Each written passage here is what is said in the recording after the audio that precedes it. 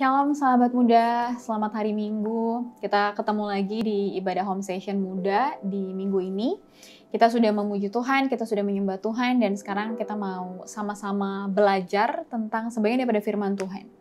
Dan bulan ini kita sedang mengangkat satu tema, yaitu mercy. Atau gimana kita caranya menjadi a merciful person, seseorang yang penuh dengan mercy. Sesungguhnya semua itu kembali kepada diri kita, karena setiap kehidupan kita, hidup kita tuh selalu memilih. Kita memilih apakah kita mau hidup dengan penuh mercy atau enggak. Kita juga memilih semuanya pilihan. Kita mau pilih Tuhan atau pilih dunia ini. Kita mau pilih, kita mau mengampuni atau kita mau membenci orang. Kita juga memilih kita mau melakukan dosa atau kita menguasai diri kita. Semuanya pilihan, termasuk dalam memberikan mercy atau melepaskan mercy bagi orang-orang yang ada di sekitar kita. Kenapa aku bilang kalau kita itu memberikan atau melepaskan? Karena kita hanya bisa memberikan, kita hanya bisa melepaskan apa yang sudah kita punya, apa yang sudah kita miliki. Kita nggak akan pernah bisa memberikan sesuatu kalau kita nggak memiliki hal itu. Oleh sebab itu, mercy itu harus kita sadarin bahwa kita memang memiliki itu. Mungkin selama ini kita jadi sulit untuk memberikan mercy, karena mungkin kita nggak sadar, kita nggak menyadari bahwa kita itu memiliki mercy. Kenapa kita memiliki mercy? Karena Tuhan udah kasih mercy dalam kehidupan kita. Karena Tuhan sudah memberikan mercy dalam hidup kita. Sekarang sebenarnya apa sih mercy itu? Apa sih belas kasih itu? Rick Warren di salah satu sermonnya, dia punya satu definisi yang keren banget tentang mercy. Mercy is love in action. Mercy adalah kasih dalam bentuk perbuatan. Kasih dalam bentuk tindakan. Itu adalah mercy, kata Rick Warren. Di ayat Yohanes 3 ayat 16, ini ayat yang populer banget, sering banget kita dengar. Dikatakan seperti ini. Karena begitu besar kasih Allah akan dunia ini, sehingga ia telah mengaruniakan anaknya yang tunggal, supaya setiap orang yang percaya kepadanya tidak binasa, melainkan beroleh hidup yang kekal. Ini adalah mercy pertama yang kita terima, yaitu mercy daripada Tuhan. Tuhan itu mengaruniakan anaknya. Dia memberikan anaknya yang tunggal kepada kita, supaya kita nggak binasa. Padahal sebenarnya harusnya kita mati karena dosa, harusnya kita binasa karena dosa. Tapi karena kasihnya Tuhan, karena mercy-nya Tuhan, dia turun ke dunia untuk menghampiri kita. Ini adalah mercy, karena yang namanya kasih itu nggak cuma bicara tentang apa yang kita katakan, terlebih tentang apa yang kita perbuat. Dan Tuhan begitu besar kasihnya sama kita, begitu besar mercy-nya sama kita. Tuhan itu nggak cuma duduk-duduk di tahtanya gitu, dan dia mungkin mengirimkan malaikat, mungkin dia juga bisa mengirimkan hal yang lain gitu untuk kita yang berdosa ini. Tapi Tuhan melihat kita seberharga itu, Tuhan melihat kita seindah itu, walaupun kita lagi berdosa, walaupun dunia ini lagi kotor, walaupun kita ini sebenarnya nggak layak, tapi dia turun. Jadi ada satu action yang diambil sama Tuhan untuk dia turun ke dunia untuk menebus dosa kita. Itu adalah mercy yang terbesar, mercy yang Tuhan udah kasih sama kita, dan dia kasihnya cuma-cuma. Tuhan nggak nunggu kita untuk berubah, Tuhan nggak nunggu kita untuk jadi baik, untuk dia memberikan mercy-nya, tapi Tuhan tetap turun.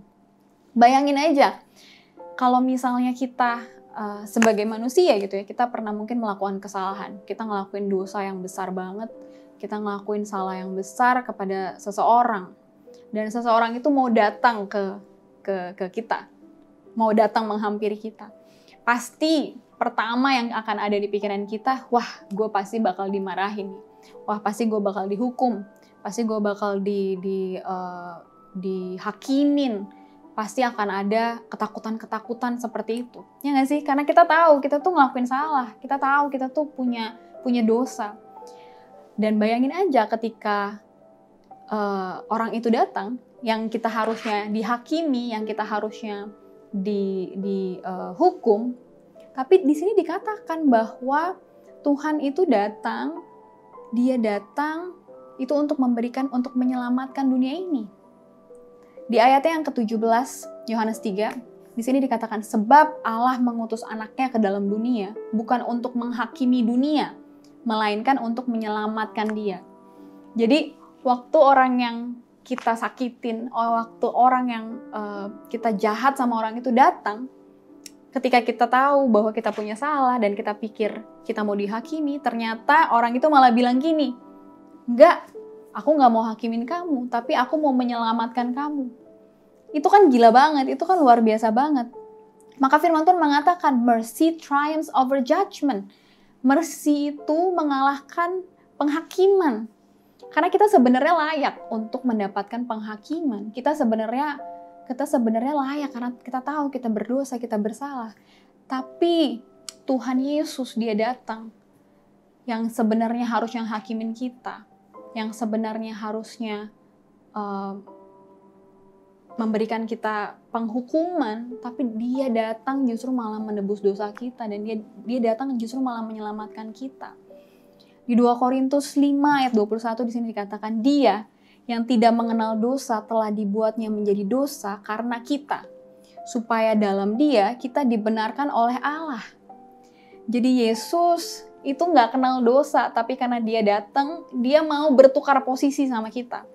Dia datang yang tadinya kita kira akan menghakimi kita, tapi dia justru datang bilang gini, kita tukar posisi, biar aku yang nggak kenal dosa, biar aku yang mengambil itu, dan kita yang harusnya tadi tuh dihakimin, kita malah dibenarkan oleh karena Tuhan. Dan yang lebih luar biasanya lagi di Efesus 2 ayat 4-5, di sini dibilang God is so rich in mercy and he loves us so very much that when we were spiritually dead and doomed because of our sins. Di sini dikatakan kita harusnya mati karena dosa kita. Tapi di ayat selanjutnya dibilang he gave us a new life in Christ. Dia malah kasih kita hidup yang baru. Balik lagi tadi ilustrasi, ketika orang itu datang dan ternyata dia bilang, aku mau menyelamatkan kamu, aku mau bertukar posisi sama kamu. Bahkan dia bilang, nih, aku kasih kamu hidup yang baru. Padahal kita yang berhutang, tapi Tuhan yang malah kasih kita hidup yang baru. Dia malah kasih kita identitas yang baru. Dia malah kasih kita kehidupan yang baru. That's mercy. Itulah mercy yang sudah kita terima. Itulah mercy yang Tuhan udah kasih dalam kehidupan kita. Jadi kita semua memiliki yang namanya mercy, karena Tuhan yang sudah memberikan kita mercy itu sebelumnya.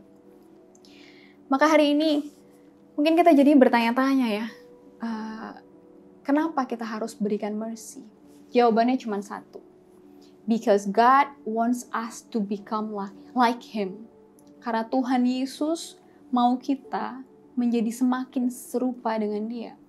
Karena sebenarnya kita diciptakan segambar serupa sama Tuhan. Tapi karena dosa, kita jadi kehilangan kemuliaan Allah. Karena dosa kita punya gap antara kita sama Tuhan.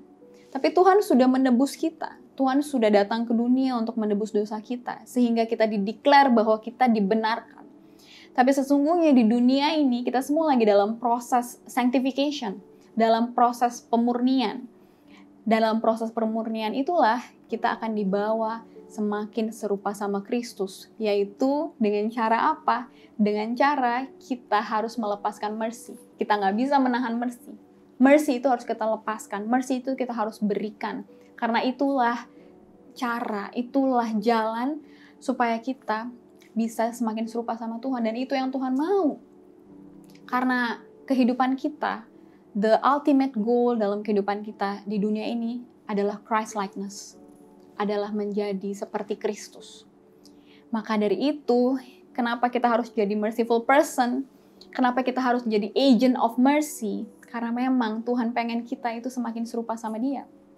Di Yohanes 5 ayat 19 di sini dikatakan, maka Yesus menjawab mereka katanya, aku berkata kepadamu, sesungguhnya anak tidak dapat mengerjakan sesuatu dari dirinya sendiri, jikalau tidak ia melihat Bapa mengerjakannya. Sebab apa yang dikerjakan Bapa, itu juga yang dikerjakan anak. Kita memang nggak bisa lepasin mercy kalau kita pakai kekuatan kita sendiri. Kita emang nggak bisa mengasihi kalau kita pakai kekuatan kita sendiri. Tapi kenapa kita bisa? Karena kita tahu Bapa kita bisa. Karena Bapa kita yang mengajarkan kita, Bapa kita yang melakukan terlebih dahulu. Dia yang mengasihi kita, dia yang mencintai kita, dia yang melakukan yang terlebih dahulu. Tuhan tuh udah kasih contoh sama kita untuk kita memberikan mercy. Di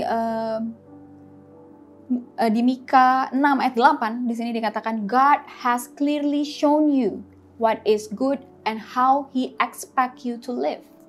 Kalau hari ini kamu tanya, sebenarnya kita harus hidup kayak gimana sih di dunia yang jahat ini, di dunia yang complicated ini. Tuhan udah kasih tahu apa yang harus kita lakukan. Di sini katakan, you must treat everyone justly, love mercy, and walk humbly before God. Jadi bagaimana kita hidup? Tuhan, yang pertama tuh Tuhan udah mengajarkan yang terlebih dahulu. Dia udah ngajarin kita, dia udah mencontohkannya dulu sama kita. Dan di sini dibilang, gimana kita hidup? Kita harus hidup penuh mercy. Gimana kita hidup? Kita harus jadi the agent of mercy. Agent of mercy-nya Tuhan. Jadi saya, jadi aku, kamu, kita semua yang ada di sini, yang lagi dengerin sermon ini, kita adalah agent of mercy. Kita adalah anak-anaknya Tuhan dan kita hanya melakukan apa yang Bapa kita lakukan. Kita nggak bisa lakukannya sendiri, tapi kita bisa belajar sama Tuhan. Karena Tuhan udah mencontohkannya dan Tuhan akan kasih Roh Kudus untuk kita bisa melakukannya. Karena kita nggak mampu dengan kekuatan kita sendiri. Tapi kalau Tuhan bilang, ini yang harus kamu lakukan untuk kamu hidupi, berarti itu nggak mustahil untuk kita bisa diproses, untuk kita bisa menjadi serupa dengan Kristus di dalam mercy, di dalam belas kasih. Nah, sebagai agent of mercy, kita tuh punya misi di dunia ini. Ada 2 misi sebagai agent of mercy. Yang pertama, mercy yang pertama adalah merepresentasikan Kristus bagi dunia melalui pengampunan. Sekali lagi, merepresentasikan Kristus bagi dunia melalui pengampunan. Itu adalah mission kita yang pertama sebagai agent of mercy. Kembali lagi nih, kalau Yesus datang ke dunia, Yesus datang kepada kita bukan untuk menghakimi, tapi untuk menyelamatkan. Kenapa kita yang ada di dunia masih sulit untuk kita bisa mengampuni, untuk kita bisa nggak menghakimi? Kenapa kita masih suka kritisin orang, kita suka memandang rendah orang, kita suka sulit mengampuni, padahal Kristus sendiri aja datang, dia buat menyelamatkan, bukan buat menghakimi. Kenapa kita suka melakukan hal itu? Padahal Kristus sudah memberikannya sama kita secara cuma-cuma. Kristus sudah ngasih kita secara free. Berarti sebenarnya kita juga bisa lepasin itu secara cuma-cuma juga melalui pengampunan. Nah, bicara tentang pengampunan, kita seringkali suka salah mengerti tentang pengampunan ini sendiri. Ada banyak hal ketika kita bicara tentang pengampunan. Kadang kita mikir bahwa oke lah, kita akan mau mengampuni, tapi kita harus nunggu supaya perasaan kita enak dulu. Ya nggak sih? Kita suka berpikir kayak gitu. Ya tahu sih harus ngampunin, tahu sih harus melepaskan pengampunan, tapi rasanya masih nggak enak. Nanti aja deh nunggu perasaan enak dulu, nunggu perasaannya berubah dulu, nunggu keadaannya baik dulu, nunggu keadaannya kondusif dulu. Orang baru disakitin masa langsung ngampunin, kan nggak bisa gitu. Sering banget kita mikir kayak gitu kan. Kita seringkali jadiin itu excuse untuk kita tuh nggak mengampuni, untuk kita tuh menahan mercy atau menahan pengampunan. Tapi ini kebenarannya. Kamu nggak menunggu perasaanmu berubah dulu untuk mengampuni, untuk melepaskan pengampunan. Tapi kamu lepaskan dulu pengampunan dan perasaanmu akan ikut. Perasaanmu akan berubah justru ketika kamu lepasin pengampunan. Perasaanmu akan ngikut. Karena kita semua bukan dikontrol oleh perasaan. Kita semua adalah believer, bukannya feeler. Kita itu bukan orang yang jadi hamba perasaan. Tapi kita mesti jadi the master of our feelings. Memang rasanya masih sakit. Memang rasanya nggak enak. Tapi Tuhan udah kasih mercy dan pengampunan sama kita. Oleh karena itu, ketika kita disakitin, kita nggak nunggu perasaan kita enak, tapi kita langsung ampuni, kita langsung melepaskan mercy. Because we have mercy. Kita hanya bisa melepaskan mercy karena kita tahu kita sudah diberikan mercy terlebih dahulu. Jadi jangan tunggu perasaannya enak dulu baru ngampunin. Tapi ampuni dulu dan perasaanmu tuh akan berubah. Perasaanmu tuh akan ngikut untuk berubah. Selain itu, ketika kita bicara tentang forgiveness, nggak jarang juga kita tuh kadang suka berpikir bahwa oke lah, aku akan ampuni dia, gue akan ampuni dia lah, tapi gue mau dia berubah dulu. Suka banget kayak gitu kan. Bahkan nggak jarang kita juga suka mikir bahwa kita mau kayak memberikan dia didikan, kita mau kayak mendidik dia deh, memberikan dia pelajaran. Kita mau memberikan dia pelajaran. Akhirnya kita menahan kita punya mercy. Kita menahan that love in action tadi. Karena dengan excuse bahwa kita mau nunggu dia berubah dulu. Kita mau nunggu dia bertobat dulu, benar dulu, baru kita mau ampuni, baru kita mau release forgiveness.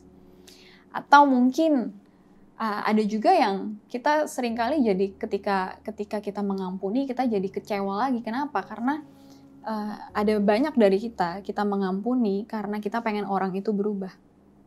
Bener nggak? Kita tuh pengen tuh orang itu berubah. Oke, aku akan ampuni asal dia berubah. Atau aku ampuni dan aku pengen dia berubah karena pengampunanku.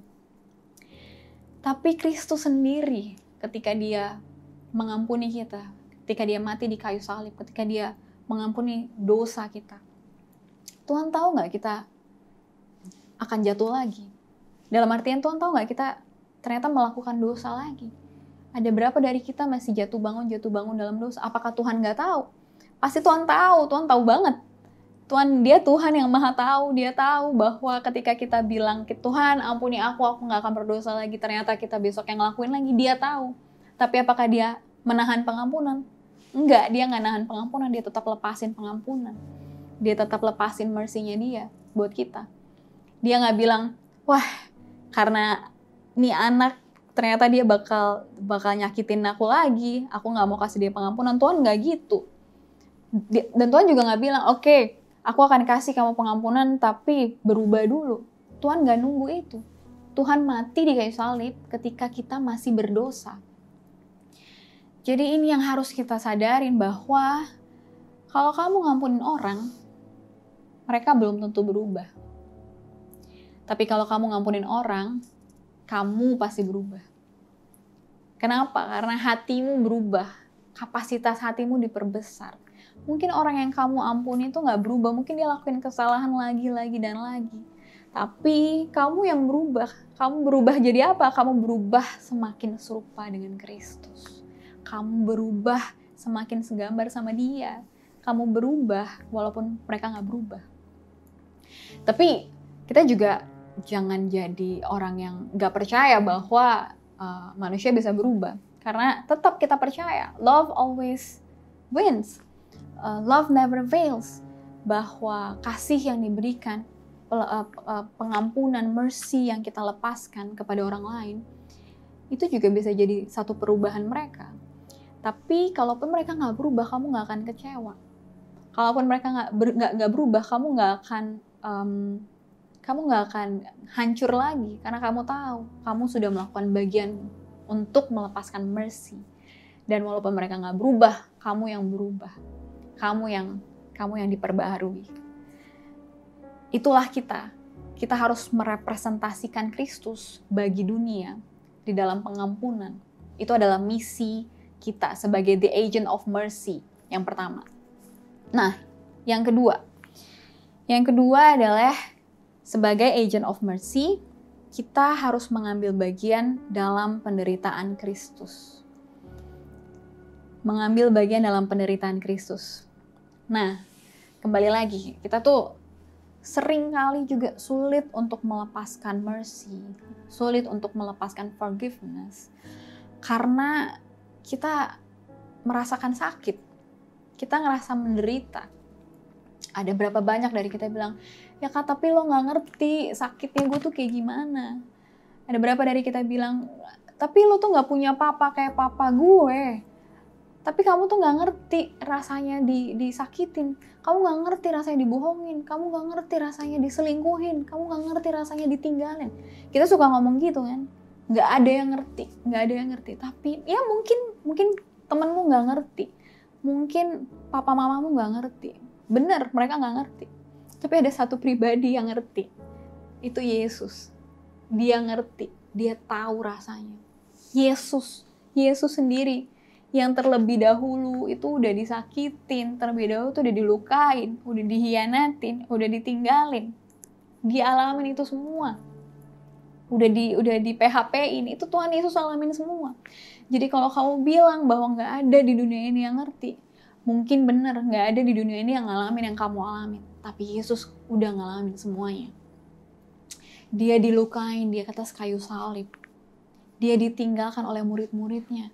Bahkan dia dihianati. Bayangin aja, Yudas itu muridnya Yesus. Sebelum menjual Yesus, di malam sebelum Yudas menjual Yesus, Yudas tuh mencium Yesus. Bayangin dong. Padahal mau dijual, tapi sebelumnya tuh dicium dulu. Dan Tuhan tahu itu semua. Dan dia tahu Yudas mengkhianati bahkan menjual Yesus. Karena uang. Tuhan tahu. Atau dihianati lagi sama orang yang kamu kasihi, Petrus. Petrus adalah salah satu murid Yesus juga yang dikasihi Yesus banget.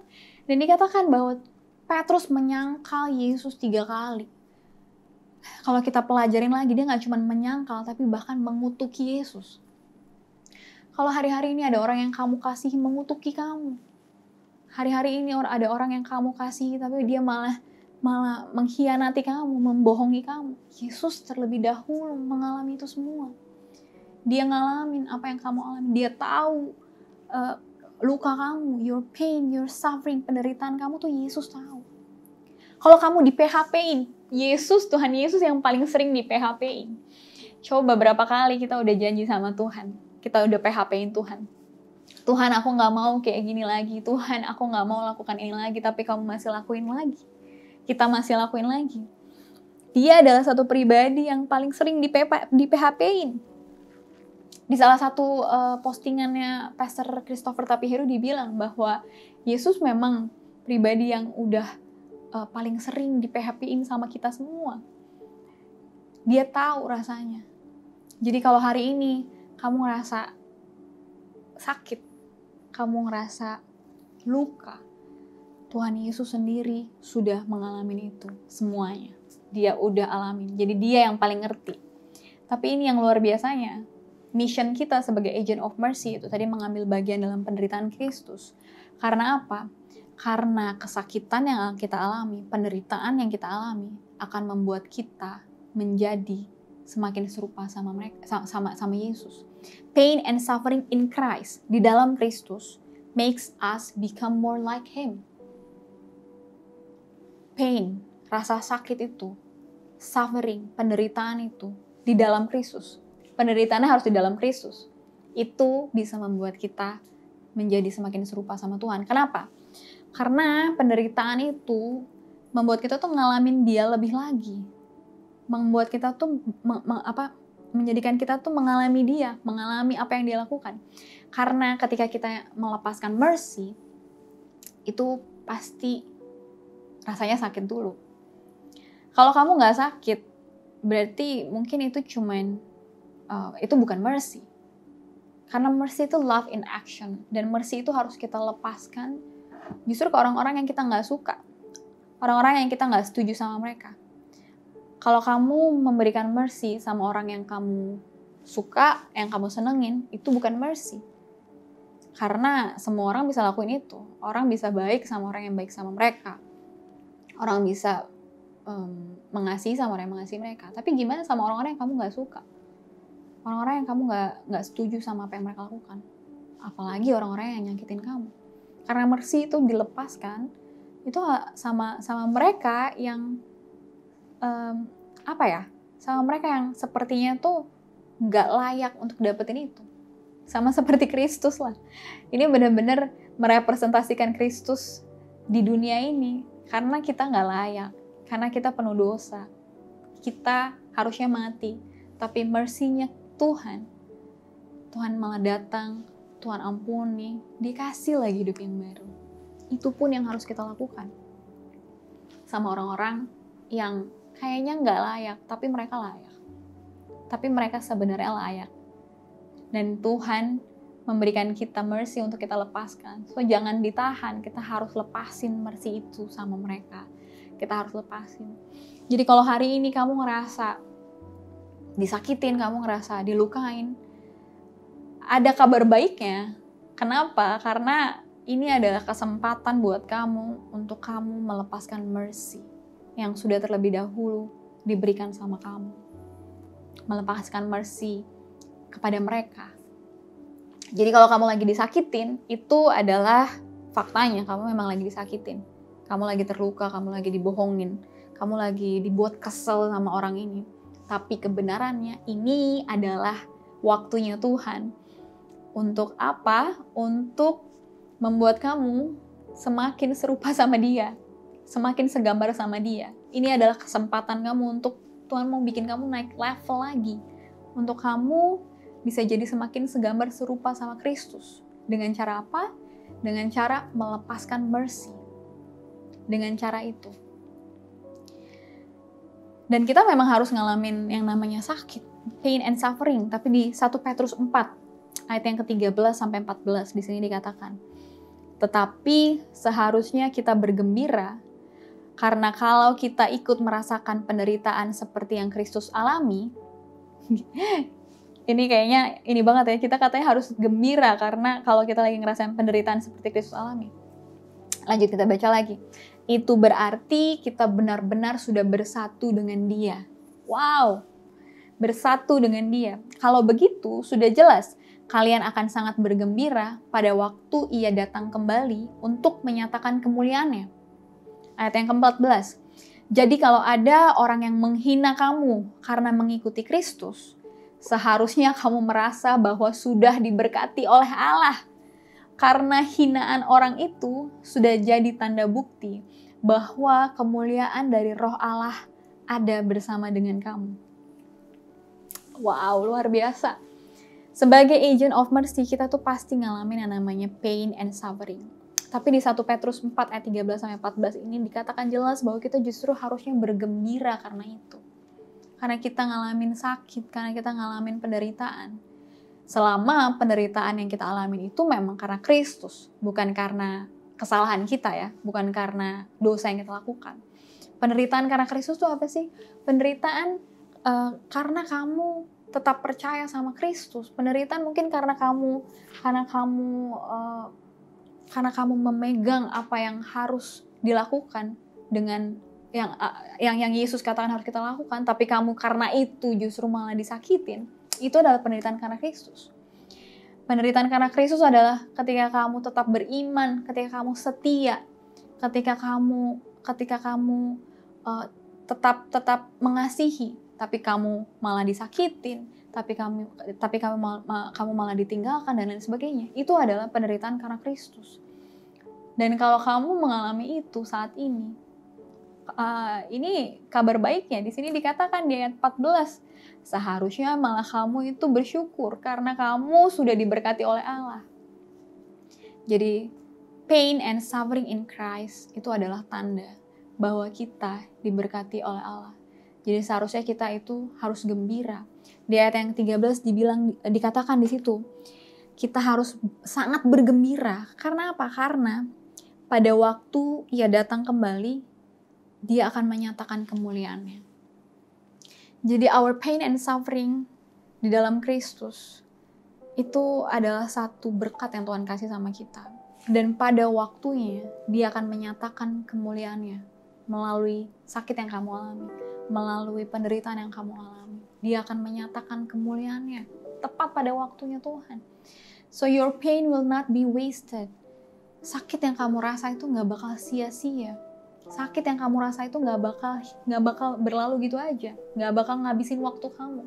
Sakit yang kamu alami ketika kamu di dalam Kristus, karena kamu release mercy sebagai the agent of mercy, itu nggak akan sia-sia. Dan ada pada waktunya Tuhan akan menyatakan kemuliaannya Tuhan. Tuhan akan nyatakan melalui kehidupan kita.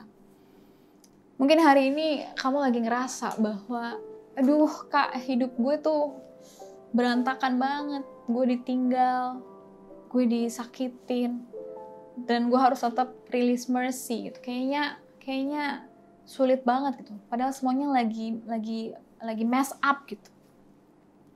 Lagi berantakan gitu. Saya percayalah bahwa Tuhan bisa ubah your mess jadi your message. Jadi pesan bagi dunia ini. Buat memberkati banyak orang. Buat apa? Buat merepresentasikan tadi yang kita punya pertama sebagai misi kita sebagai the agent of mercy, untuk merepresentasikan Kristus. Your mess will become your message. Your story will become his story. Bahkan your test, your struggle, kayaknya banyak banget ujian hidup ini, tapi itu bakal jadi your testimony, itu bakal jadi berkat buat orang, itu bakal jadi kesaksian. So teman-teman, hari ini dimanapun kamu berada, kamu lagi dengerin ini, message ini, aku percaya bahwa ini tuh bukan sesuatu hal yang kebetulan. Mungkin kamu lagi di rumah, kamu lagi di kamar kamu lagi dengerin ini, dan muncul beberapa nama, mungkin cuma satu nama, dimana ketika kamu denger ini, muncul itu di hatimu, bahwa ini adalah orang-orang yang hari-hari ini mungkin harus kamu lepaskan mercy buat mereka. Harus kamu berikan mercy buat mereka. Atau mungkin kalaupun gak ada, berdoalah, minta sama Tuhan, siapa orang-orang yang harus aku lepaskan mercy? Karena ini adalah panggilan kita semua. Jadi pasti ada dan akan ada orang-orang yang harus kita lepaskan mercy. Mungkin orang tuamu, mungkin teman kamu, mungkin teman kuliah kamu, mungkin orang yang kamu lagi kesel banget, mungkin siapapun itu, mungkin pacar kamu, mungkin suamimu, istrimu, siapapun itu, siapapun mereka. Minta sama Tuhan nama-nama itu. Dan inilah waktunya buat kamu jadi agent of mercy buat mereka. So mari kita bersatu dalam doa. Terima kasih Tuhan Yesus buat kasih-Nya Tuhan dalam kehidupan kami. Thank you Lord for your mercy. Mercy-Nya Tuhan yang gak habis-habis dalam hidup kami Bapa. Makasih Tuhan udah kasih itu sama kami. Dan hari ini Tuhan, aku berdoa Bapa buat sahabat muda yang ada di rumah yang lagi dengerin message ini hari ini Bapa. Kalau ada 1, 2, 3 atau mungkin lebih nama-nama yang Tuhan taruh di hati mereka. Kalau mungkin sebelumnya sulit Tuhan untuk mereka bisa release mercy, tapi hari ini mereka tahu kalau mereka udah dapat dari Tuhan. Mereka udah terima itu dari Tuhan. Hari ini aku berdoa Bapa, mari Roh Kudus yang akan mampukan mereka to release mercy buat orang-orang ini Tuhan. To release forgiveness, to release love yang sebelumnya udah pernah kami terima dari Engkau Tuhan. Kami berdoa Bapa, biar ada satu kehidupan yang baru, ada satu mindset yang baru Tuhan, bahwa kami nggak lagi melihat diri kami itu sebagai korban. Kami bukan korban masa lalu, kami bukan korban kejahatan orang lain, kami bukan korban dari kesalahan kami di masa lalu ataupun di masa ini. Kami bukan korban Tuhan, tapi kami adalah the agent of mercy. We are the agent of mercy. We are agent of mercy Tuhan.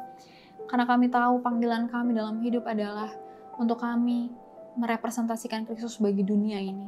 So Tuhan, kami akan hidup berjalan sebagai pemenang, dan kami akan hidup sebagai orang-orang yang akan melepaskan mercy bagi dunia ini, bagi keluarga kami, bagi bangsa kami Tuhan. So thank you Lord, thank you Jesus.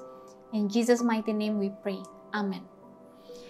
So thank you teman-teman, be the agent of mercy. Happy Sunday and God bless you.